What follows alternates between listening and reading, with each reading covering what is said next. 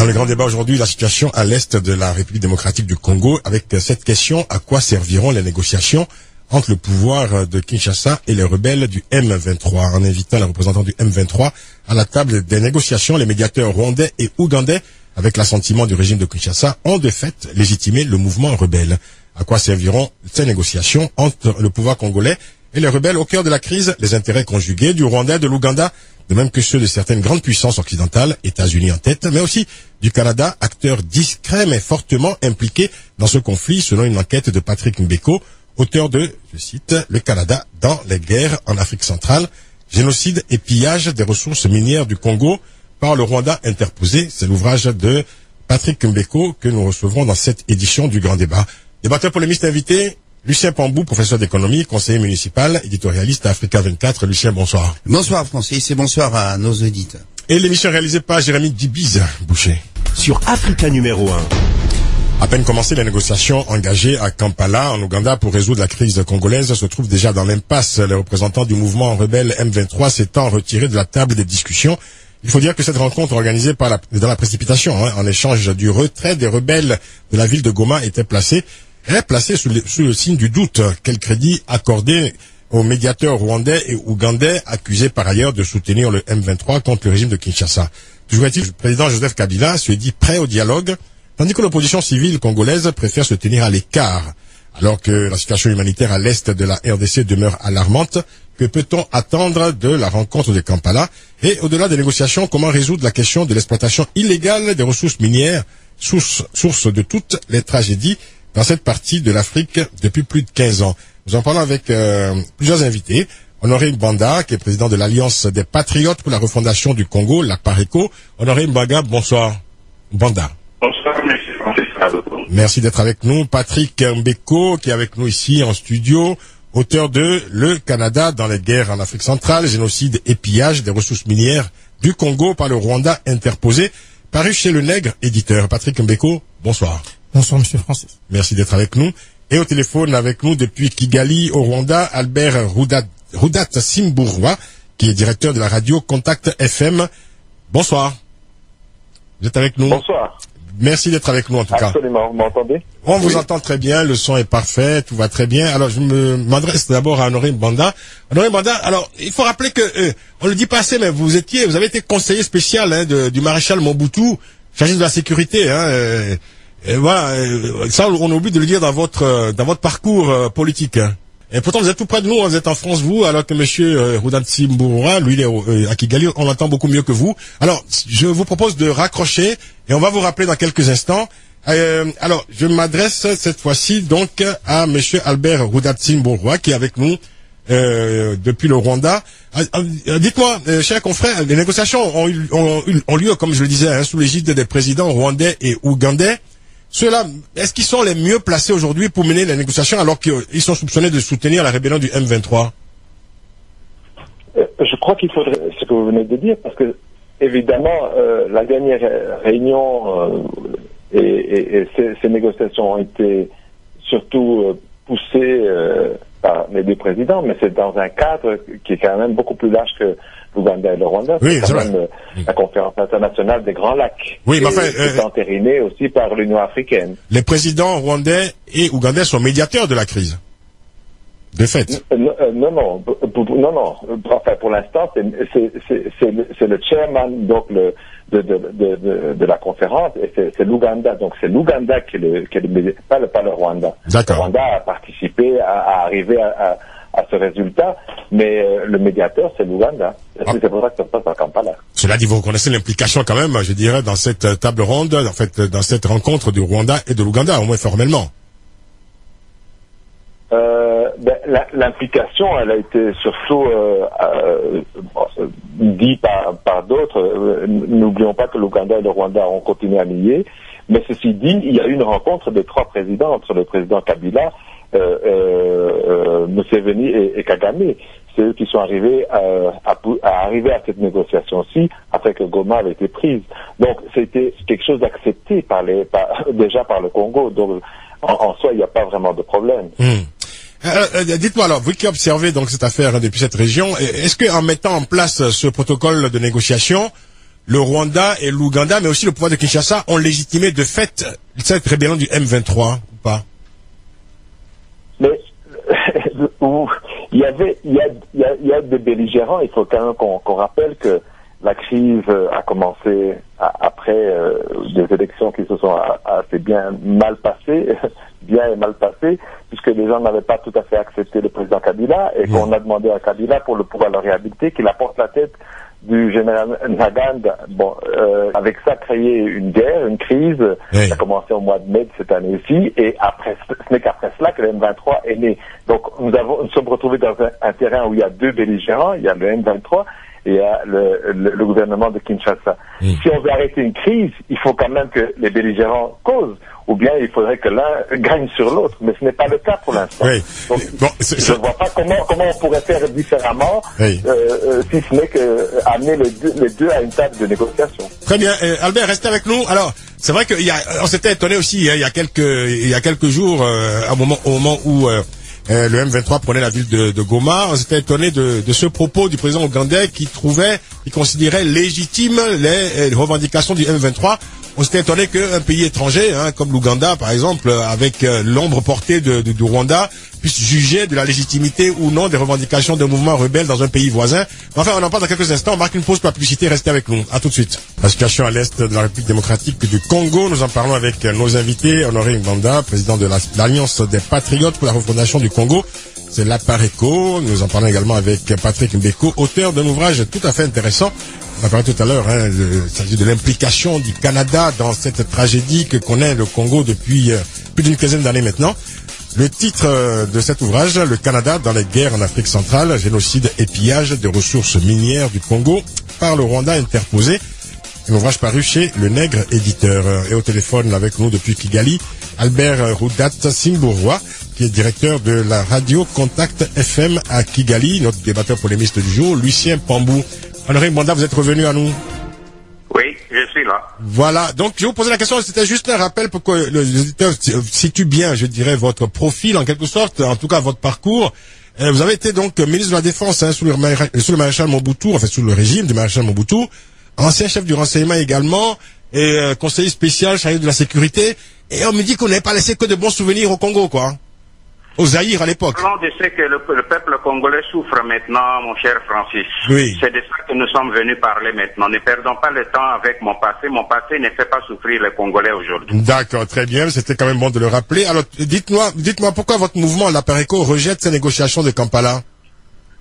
Ben, vous venez de dire, de rappeler que j'ai été le conseiller spécial du président Mobutu. J'aimerais simplement vous dire que aujourd'hui, si nous rejetons totalement tout ce qui se passe à Kampala, c'est parce que, si vous permettez bien, les gens veulent oublier l'origine des problèmes. En 1997, le Congo, le Zaïre a été attaqué. Qui étaient les auteurs de l'agression du Zaïre en 1997? Parce qu'on retrouve les mêmes acteurs aujourd'hui. Les principaux acteurs, c'était Kagame, c'était Museveni, et si je le dis, ce n'est pas simplement moi qui l'invente dans le documentaire. Oui, c'était aussi les troupes de Laurent Désiré Kabila, quand même soutenues effectivement par le Rwanda et l'Ouganda, quand même. Laissez-moi vous expliquer, Francis. Vous m'avez posé une question, laissez-moi le temps de vous donner mon point de vue. Oui, donnez-moi votre point de vue sur les négociations à Kampala actuellement, parce que si vous convoquez l'histoire, on en a pour 2 heures. Les négociations de Kampala, on ne peut pas le comprendre si on ne comprend pas les origines les acteurs qui sont là. Je compte sur votre concision, mon cher Honoré Nganda. Qui se présentent comme des médiateurs, ce sont les mêmes agresseurs de 1997, de 1998, de 2009 et de 2012. Très bien. Si vous ne comprenez pas cela et si vous ne voulez pas qu'on rappelle cela, le peuple congolais et le monde ne saura jamais la vérité. Honoré Nganda, je vous rassure qu'on l'a rappelé, je sais pas combien de fois dans cette émission depuis des mois et des mois, donc ce n'est pas pour nous, c'est pas un scoop, quoi. Mais c'était bon. Ce n'est pas un scoop, voilà. Mais c'est une réalité, c'est que les deux présidents qui ont été les agresseurs en 1997, qui ont été les agresseurs en 1998 et qui ont été les agresseurs en 2009.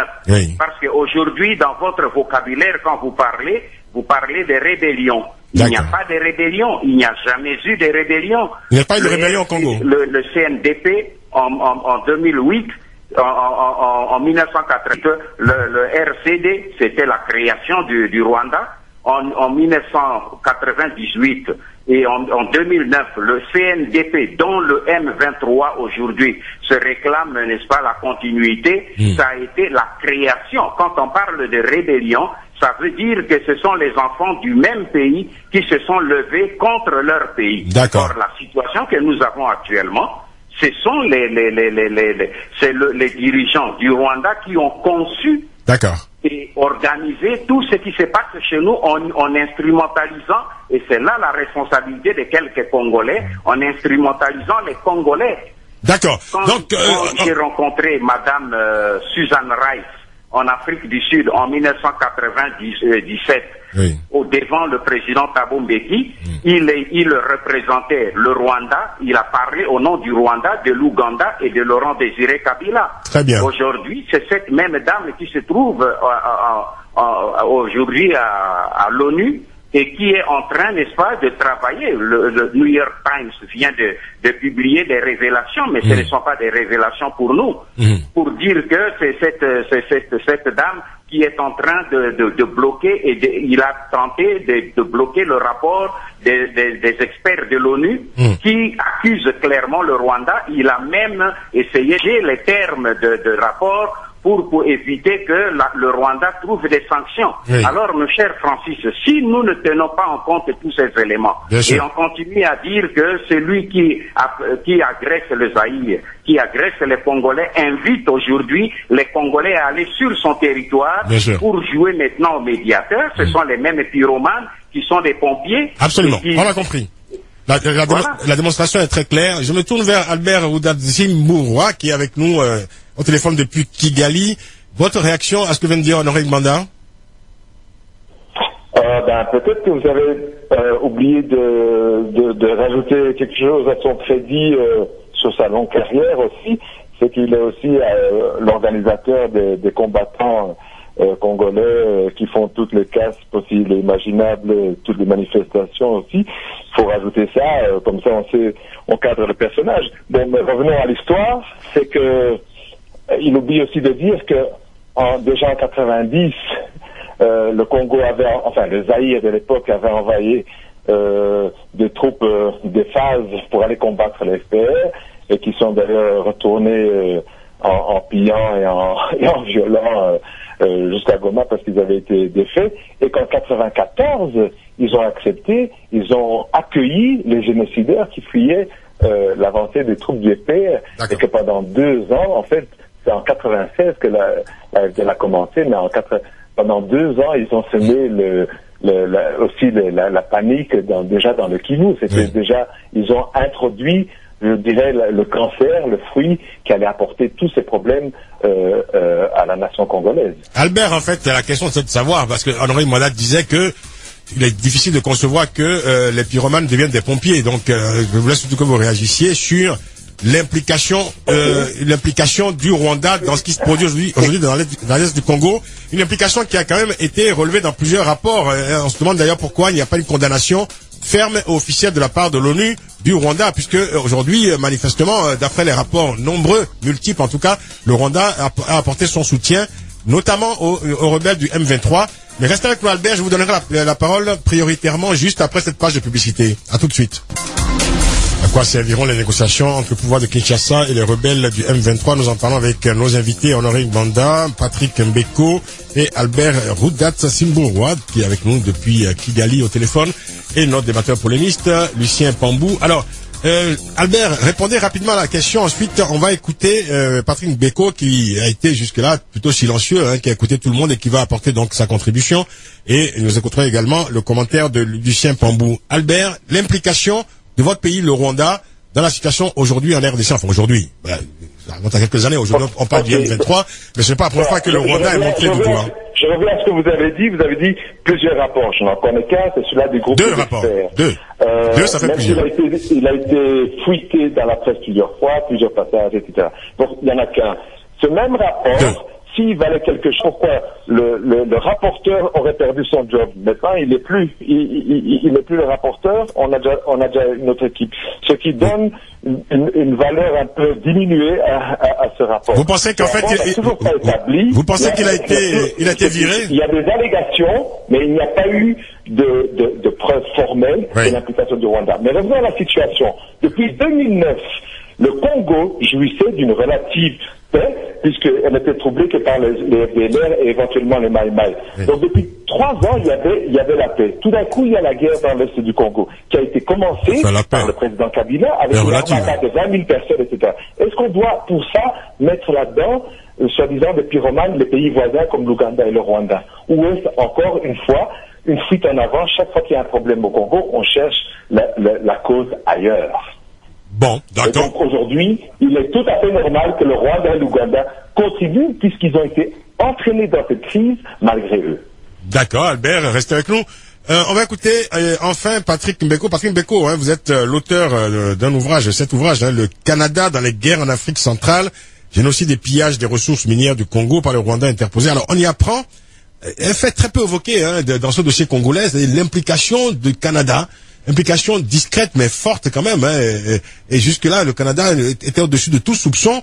Alors dans ce livre enquête, vous accusez clairement le Rwanda et les multinationales canadiennes de piller les ressources congolaises. Vous parlez, je vous cite, d'opérations concertées entre le Canada, les puissances occidentales et leurs multinationales par le Rwanda interposé pour dépouiller la RDC de ses ressources stratégiques, quitte à la démembrer en de micro-États.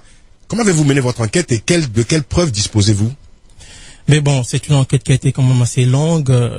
Je ne vais pas m'étendre là-dessus, mais il y a quand même c'est un ouvrage très épais. 688 pages. Oui. Mais je suis quand même sur le plan scientifique, je me suis appuyé sur plusieurs rapports des Nations Unies, des rapports de l'ONG. J'ai eu aussi à discuter avec des témoins, des acteurs directs de la tragédie rwandaise et congolaise. Et donc, à tout ça, j'ai apporté mes analyses personnelles après avoir recoupé toutes les informations. Donc, c'est vrai qu'on parle très rarement du Canada. Et moi, quand j'ai commencé à enquêter, je ne pensais pas en fait découvrir tout ce que j'ai pu découvrir après, parce que j'avais une certaine idée de l'implication canadienne, mais je ne savais par exemple pas que le Canada était impliqué dans l'assassinat de Lumumba, que le Canada a pris part à l'invasion du Zaïre, même à la déstabilisation du Rwanda, du régime du président Juvenal Habyarimana par Kagame interposé. Et donc, et on voit quand même le Canada à tous les niveaux. On voit les acteurs canadiens, même quand il s'agit de laver Paul Kagame de ses crimes dans la région au niveau du TPIA, parce que c'est une juge canadienne, Madame Luzarbourg, qui a enterré une enquête des Nations Unies qui pointait Kagame dans l'assassinat du chef du président Juvenal Habyarimana et Cyprien Taryamira. Attentat considéré comme l'élément déclencheur du génocide, parce que ça, on ne parle pas souvent de ça. Si, on en parle beaucoup. Oui, mais en fait, on en parle, mais on occulte, c'est orienté. Il y a eu un large débat là-dessus. Oui, mais il y a eu des débats, mais ce sont souvent des débats qui sont très orientés, parce que quand vous discutez avec des enquêteurs, des gens qui étaient très impliqués dans le dossier, ils n'arrivent toujours pas à comprendre pourquoi 16 ans après ces faits, on continue de tergiverser sur les auteurs de cet acte terroriste. Voilà un peu. Et donc, voilà. Mais pour aussi, en même temps, revenir au débat, parce que c'est très important ce débat sur la question de l'Est. Bien entendu, je partage l'avis de M. Ngbane qui dit qu'il n'y a pas de rébellion au Congo. Et non, mais juste encore un mot quand même sur le Canada, parce que dans votre livre, on apprend par exemple, la première fois que on révèle ce fait-là, comment le Canada a participé à l'assassinat de Patrice Lumumba. Oui, en fait, en 1960, quand la crise congolaise a éclaté avec la sécession du Katanga, les Nations Unies ont déployé des troupes au Congo. Donc, c'était la première mission des Nations Unies, l'ONU, l'Organisation des Nations Unies au Congo. Il s'avère que le Canada aussi avait déployé ses troupes au sein de la mission, et les officiers canadiens occupaient en fait les postes les plus importants au niveau du quartier général des Nations Unies. Et ces Canadiens en fait servaient des yeux. Ils étaient les yeux et les oreilles des puissances occidentales. Non, mais ils servaient sous l'égide de l'ONU quand même. C'était pas au nom du Canada. Mais d'ailleurs, c'est très important, parce que dans le livre, je montre bien que l'ONU, la mission des Nations Unies, parce que je tiens à rappeler ici aussi que le concept de casque bleu est une création canadienne. C'est le premier ministre canadien, Lester B. Pearson, qui avait évoqué ce concept pour la première fois dans la crise du Liban.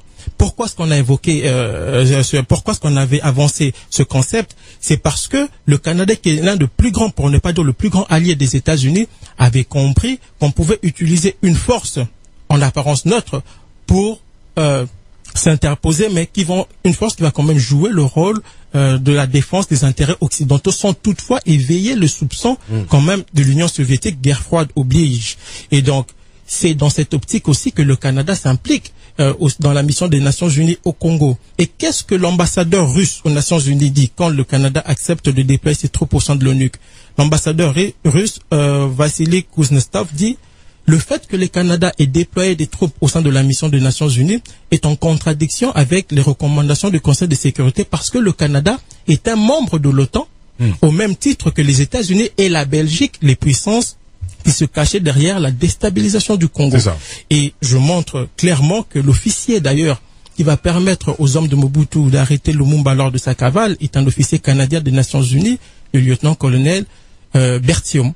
Donc c'est comme cela que le Canada s'est impliqué. En fait, le Canada jouait un peu le rôle de sous-traitant des puissances occidentales au sein de la mission des Nations Unies. On comprend très bien. On comprend très bien. Votre réaction quand même à ce que vous avez entendu des propos de Honoré Banda et de Albert Rudatsimburwa. Oui, je dirais d'abord qu'il n'y a pas de rébellion au Congo. Il s'agit d'une agression déguisée. Le M23, personnellement, je n'en parle pas beaucoup parce que nous avons eu le M23. Hier, c'était le CNDP, mais avant-hier, il y avait le RCD Goma. Et tous ces mouvements, ce sont des créations purement rwandaises. Et j'ai entendu Monsieur Rudatsimburwa dire que la crise découle des élections, mais c'est faux parce que la crise congolaise découle quand même de 1998. Lors 96 même, il faut dire. 96 même. Oui. Et puis après, il y a eu ce qu'on appelle le remix en 1998. Donc dire que la crise découle des élections passées, c'est faire preuve, je ne peux pas prétendre qu'il fait preuve de mauvaise foi intellectuelle, mais je peux quand même... De myopie à tout le monde. De myopie volontaire. Et quand M. Rudatsimburwa remonte aux années 90 pour dire que le Zaïre était intervenu auprès du président Juvenal Habyarimana, je tiens quand même à dire que le Zaïre intervenait auprès d'un gouvernement légitime reconnu par la communauté internationale, comme il est de coutume partout. Ils sont intervenus contre l'Irak au Koweït. Et dans le cas du Rwanda, nous avons eu un mouvement rebelle venu d'Ouganda. Il était tout à fait normal pour le Zaïre, sur demande de ce gouvernement, d'intervenir. Et le Zaïre n'était pas seul. Il y avait la France et surtout la Belgique qui soutenait en coulisses, en secret, le FPR. Que pensez-vous de ce dialogue de sourds, où il y a effectivement un rapport, moi j'ai dit deux rapports, enfin bon, il y a deux rapports quand même qui ont été commandités, enfin un premier rapport par l'ONU, un autre qui venait confirmer le premier rapport, qui parle donc clairement de l'implication du Rwanda aujourd'hui dans le conflit dans l'est du Congo, démenti du Rwanda, démenti également du M23, le Kinshasa donc qui pointe du doigt le Rwanda, mais le lendemain en même temps, bon, Kinshasa est incapable d'apporter quelques preuves que ce soit. Dans ce dialogue de sourds, finalement, je veux dire, qui dit la vérité? Parce que il est évident aujourd'hui que, bon, voilà, pour tout le monde, que le Rwanda est impliqué dans cette partie, dans cette région de la RDC. D'ailleurs, Nicolas Sarkozy, quand il disait tout haut ce que certainement l'ONU pense tout bas, quand il a annoncé que finalement, bon, la solution c'était peut-être finalement le partage des richesses. Le partage des richesses, en fait, de céder cette partie du Zaïre, du Congo, au Rwanda, et que l'affaire serait ainsi réglée. Finalement, quand Albert Rudatsimburwa dit « Mon pays, le Rwanda, n'est pas du tout impliqué dans le conflit à l'est de la RDC », je veux dire, qui faut-il croire? Écoutez, je comprends quand même M. Rudatsimburwa, il faut comprendre il joue ici le porte-parole de son gouvernement, c'est qui est tout à fait normal, il faut comprendre sa position. Mais moi, je n'aimerais pas seulement m'attarder sur les deux derniers rapports. Il existe des dizaines de rapports des Nations Unies sur l'implication du Rwanda dans la déstabilisation et le pillage des ressources naturelles du Congo. Donc, s'attarder sur un rapport ou deux derniers rapports, c'est juste, je pourrais dire que ce n'est pas approprié. C'est depuis 2001 qu'on cite le Rwanda, et pas seulement les Nations Unies, même les ONG internationales, Amnesty International, Human Rights, plusieurs ONG citent le Rwanda. Donc aujourd'hui, nous assistons en fait à ce que moi je considère comme un théâtre qui a commencé depuis belle lurette, qui se perpétue, mais souvent, un théâtre tragique. Un théâtre qui est très tragique, et on semble surtout oublier que cette guerre-là a des origines, que la situation actuelle n'est que la suite logique d'une situation amorcée depuis plus de 10 ans. Et on oublie souvent qu'après on compte au bas mot 5 millions de morts. Voilà, même, donc depuis, les 5 millions de morts oui. ne datent pas seulement de ces 2 derniers rapports, mais ça fait quand même plus de 10 ans. Encore un mot, ensuite on écoutera Lucien. Juste un mot. Donc ces négociations aujourd'hui à Kampala, en Ouganda, un jeu de dupes.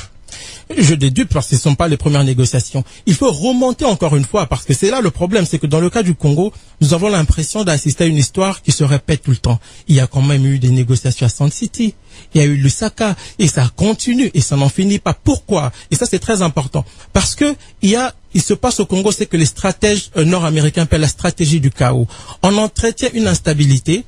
Puissance utilisent leurs marionnettes rwando-ougandaises eux-mêmes qui se pensent peut-être intéressantes mais qui ne comprennent rien en réalité et il y a le chaos qui se perpétue, les multinationales continuent de piller et le Rwanda profite aussi pour avancer son agenda d'occuper une partie du Kivu parce que Kagame l'a déjà dit clairement, il faut lire le Wall Street Journal de août 1999 ou même dans les confidences que le patron des Nations Unies. Vous voulez dire que finalement l'Ouganda et le Rwanda sont des sous-traitants d'intérêts qui les dépassent. Mais ce sont les sous-traitants des intérêts qui les dépassent. À qui profite le chaos, quoi. Mais à qui profite le chaos? À leur maître, parce que la raison est qu'on vient de parler de Susan Rice.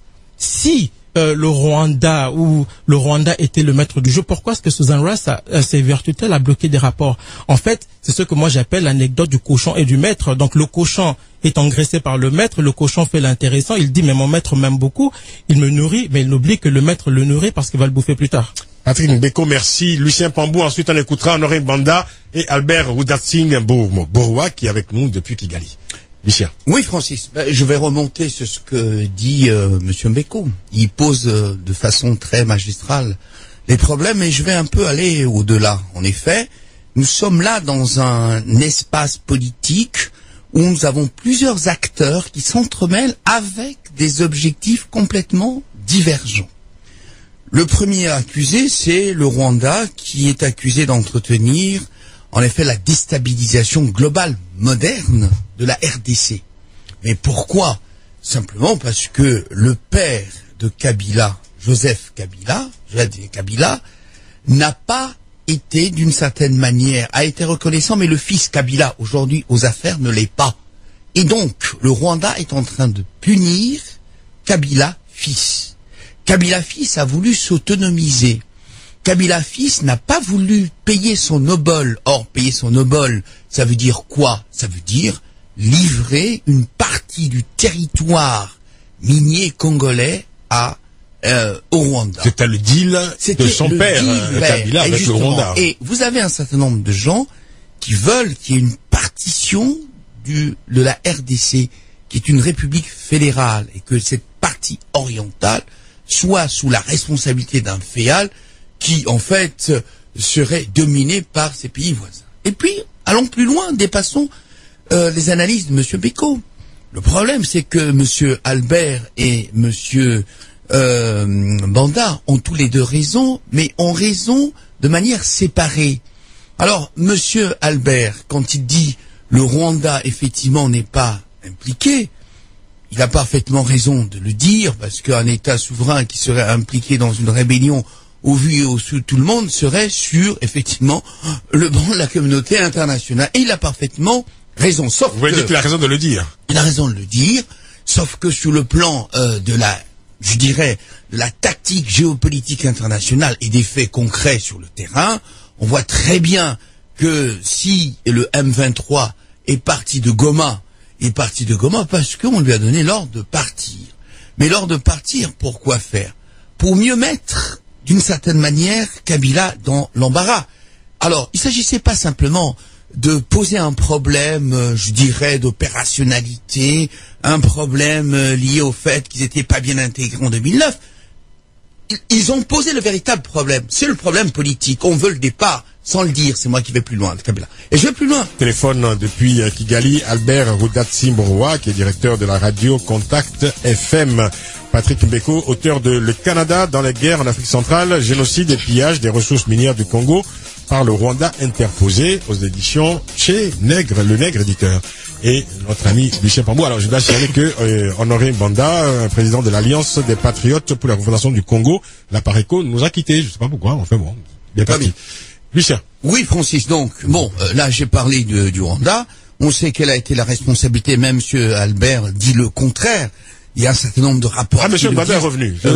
Qui le précise, très bien. Monsieur Banda est revenu, ça vous rassure, hein? Ah oui, alors Monsieur Banda étant revenu, voilà. Donc là, Monsieur Albert, j'ai dit pour le Rwanda, mais non, pour la RDC, bon, Monsieur Banda situe, en fait, l'intervention simple, les conflits politiques à partir de l'intervention du Rwanda. Non, mais non. Depuis l'indépendance du Congo, la cession du Katanga, l'opération Kolwezi, les troubles. Le problème, c'est que le maréchal Mobutu Sese Seko avait des appuis internationaux et un certain nombre de conflits latents n'étaient pas toujours mis en évidence. Donc, je conclus en disant la chose suivante.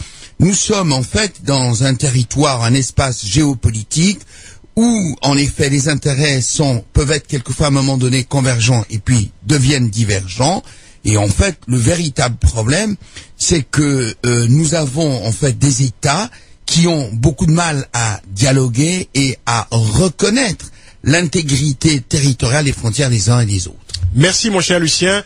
Le grand débat, c'est aussi nos amis sur facebook.com/le grand débat. Beaucoup de messages.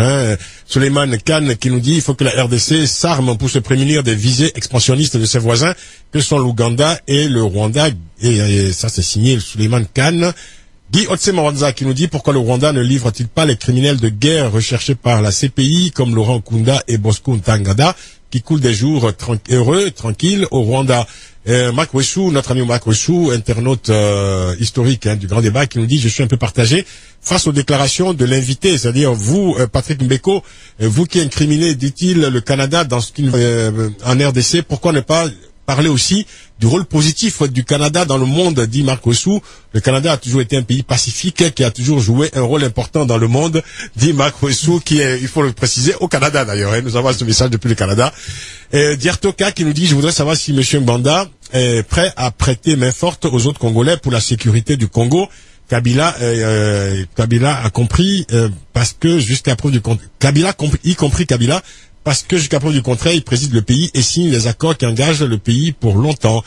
Sob Edri Brice Agbo, qui nous envoie un petit clin d'œil et qui dit tout récemment, pendant que Goma était assiégé par les M23, on limogeait le chef d'état-major des FARDC, c'est l'armée congolaise, pour son implication dans un trafic d'armes, de vente d'armes à des milices qui les utilisent à leur tour pour piller et commettre des exactions sur les pauvres populations démunies de toute protection. C'est vrai, c'est une information très juste et vérifiée, bien sûr.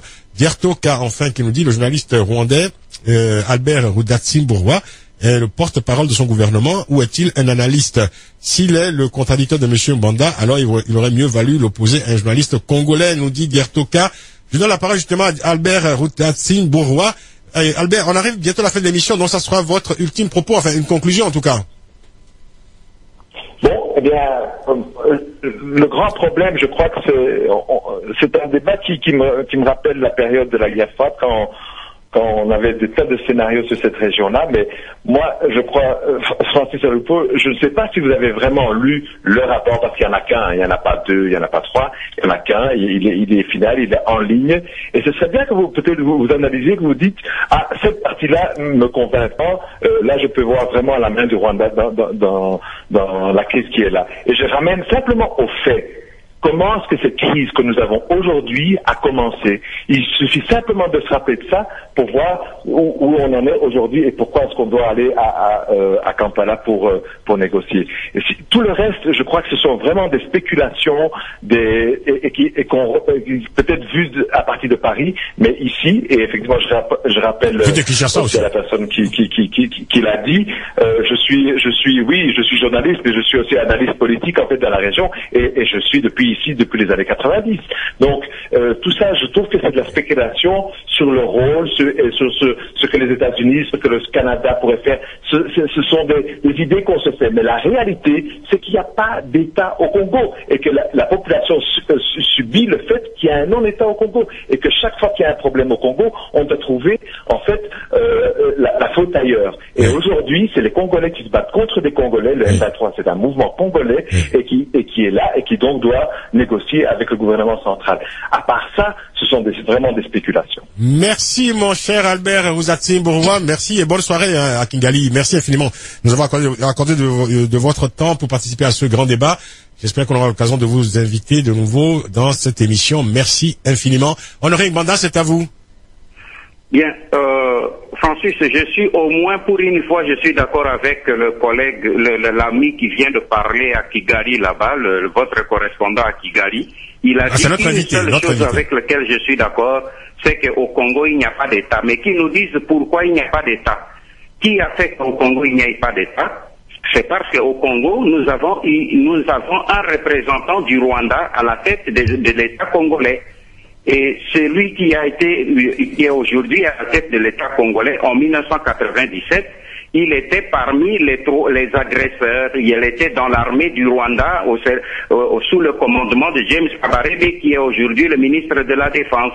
Et c'est celui-là qui aujourd'hui, avec le témoignage de tous les généraux qui conduisent la bataille au front, qui confirme que c'est lui qui donne les ordres pour désorganiser l'armée congolaise, pour empêcher l'avancement. Et de l'autre côté, c'est lui qui a fait entrer par le CNDP. Si tout à l'heure j'ai voulu rappeler l'historique, parce qu'on ne peut pas comprendre le présent sans l'histoire.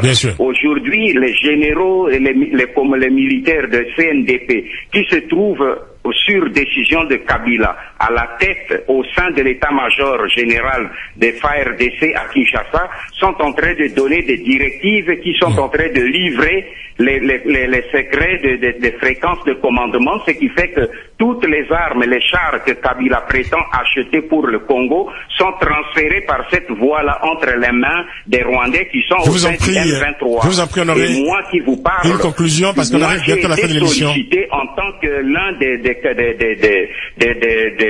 leaders congolais à rejoindre le M23. Très bien. Et quand ils m'ont sollicité, vous savez où est-ce que je devais faire la rencontre?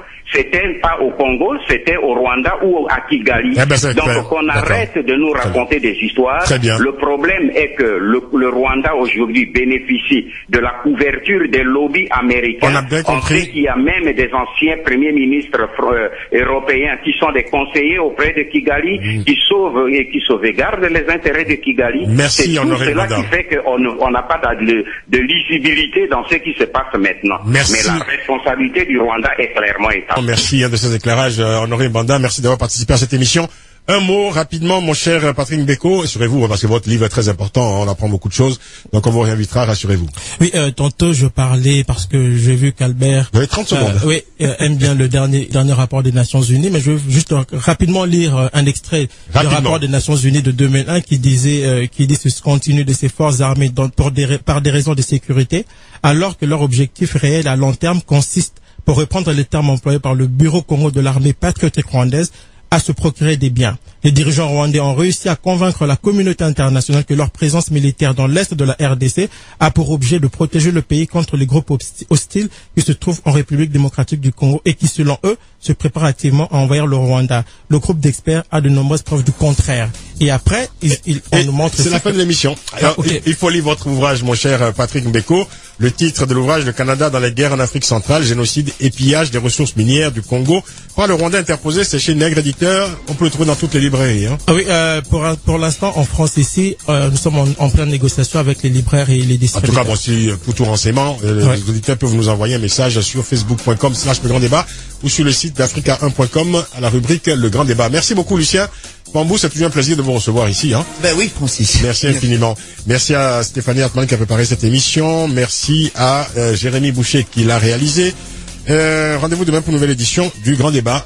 Bonne soirée à toutes et à tous sur la radio africaine et prenez soin de vous. Africa. Retrouvez le Grand Débat 24h sur 24 en podcast sur le site www.africa1.com. Rubrique Le Grand Débat.